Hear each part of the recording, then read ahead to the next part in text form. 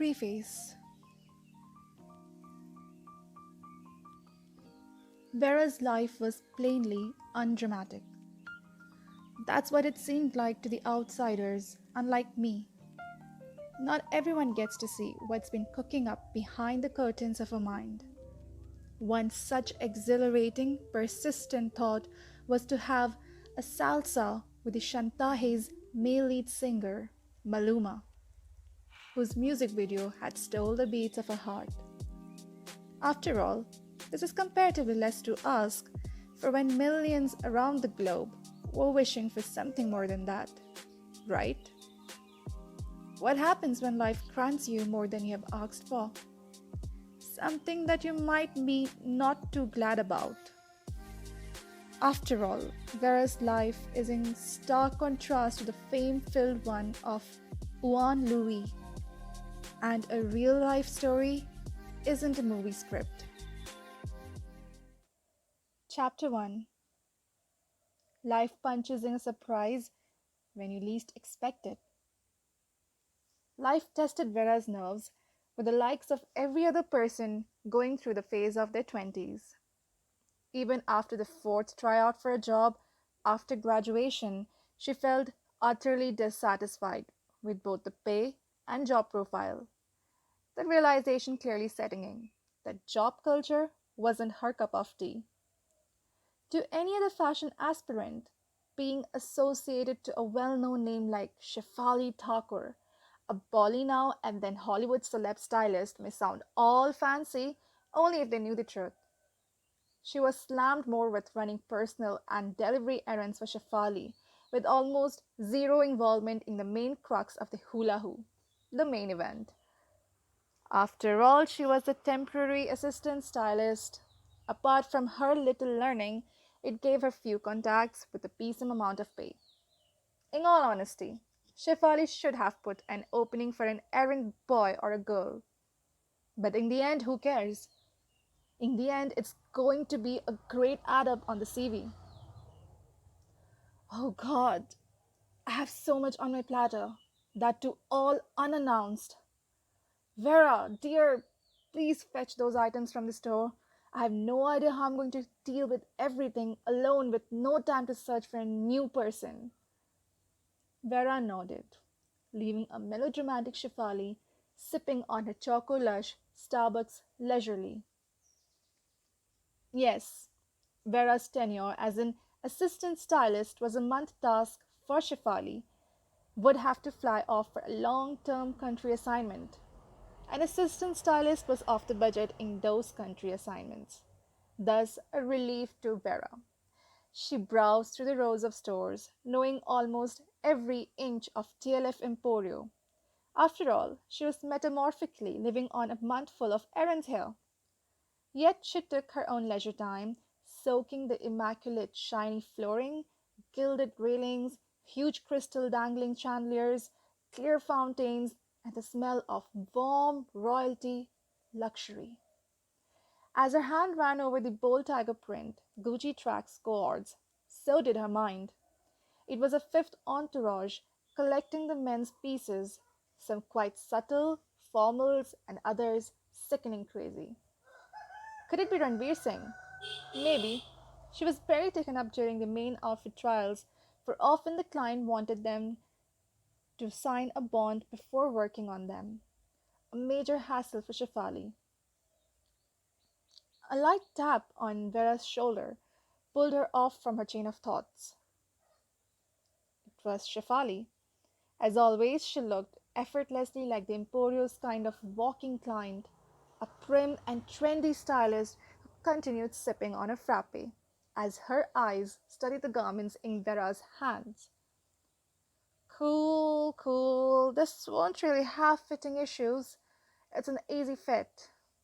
The honey dripped London touch accent never leaving her mouth.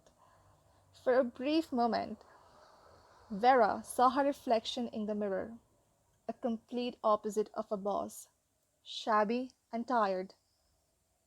What about the client fittings for the garments? Ah, yeah, I have given the stores the updated measurements. It wouldn't, well, it shouldn't be an issue, or otherwise, honey, I'll have to see you stitch the test you're designing degree in Taj. It was a joke that Vera didn't pay attention to until after a few seconds.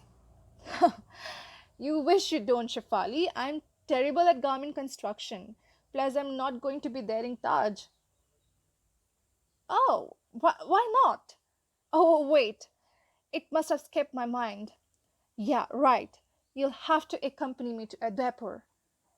Wait, what? Yeah, those two exact words rang in Vera's mind. No, no, no, no, no, no. Listen, don't give me that look. I'm not going to hear a no at this last stage. You'll have to come and assist me. This would be our last project together, and trust me, a great learning on your part. Udaipur, and that too Taj Udaipur. It was a hell yes. With that said, Vera scrambled on her insides, seeing a bright smile on her face in the reflection of the studio mirror, leaving behind an incessant, fast paced, arguing Shefali, all foreign to Vera's ear. Bye, man. Enjoy. Soumya, Vera's roommate, grudgingly rubbed her eyes while bidding her farewell from the doorpost. Thanks, girl. I will. I hope that there's something to remember by this oncoming 24 hours amidst all those work. The sudden thought stripped off Vera's little happiness as she continued dragging her luggage through the dim lit jagged staircase. Steal some time for yourself. You don't end up in a depot every now and then after all. Oh, and remember, if it's Siddharth Mal or Arjun Kanango, don't you dare forget to mention my existence. With a little laugh on Soumya's request, Vera reached the bottom main gate where a sleek black Audi was already waiting for her arrival in the chilling cold of Old Delhi congested gully at 3 a.m. Quite a rare spectacle. The look on Shefali's face was priceless. She was clearly impressed by Vera's residential area. Hi, Shefali, Vera greeted while sitting inside the car, trying to snap Shefali through the spellbound. She enjoyed the look on her face. Shefali was totally judging the gullies. The ride was quite a pleasant one, like an ASMR road view, cool air combined with smooth traffic and a great music jam. Shefali's hand hovered over the Spotify playlist on the car's tablet. Just don't skip the next track, it is good. Shefali gave Vera a brief amused smile, as if she didn't expect this request from her. Interesting choice. Shefali's comment and a playful smile on her face rang the alarm bells in Vera's mind. Maluma's Malamia video was quite visually explicit. As much as Vera hated the exploitation of women's body in the music video, she couldn't resist the certain Casanova badass vibes going on in the background. With the song playing on background, both of them traversed through the quiet night, one excited about the event, while the other already feeling the pressure of the workload that was going to land on her. Both unaware of the sudden change in plans that they were busy knitting in the back of their mind. Hi to all the Maluma fans out there. So, how is it? I haven't introduced our croissant in this chapter, but come on, I'm asking for some patience. I'll upload the next chapter soon, so please stay hooked on, comment on what you think might just happen, and please like, share, and subscribe to show your support. A Maluma's fan, Kiara.Halley.